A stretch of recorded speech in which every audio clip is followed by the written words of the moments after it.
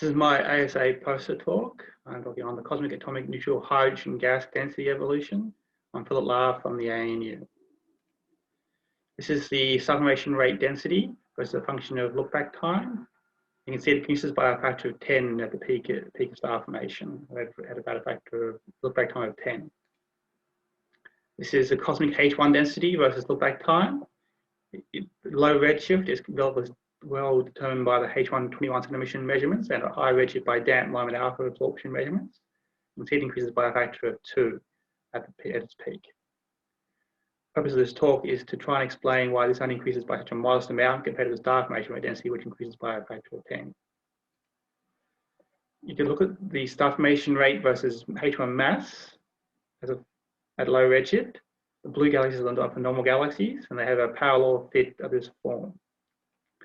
Now you can estimate the H1 density, so the H1 mass density, from the star formation rate density using this formula here, where gamma is the incomplete Euler gamma function, and the star formation rate star phi star alpha of the star formation rate density Schechter function parameters from Kikuchi et al., and using the parallel relation between star formation and H1 mass, where you get the A and the M from.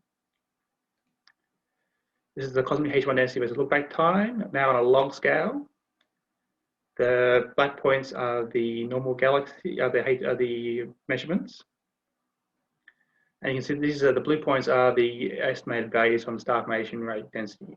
And you can see they greatly overestimate the amount of H1 mass you expect at any given redshift.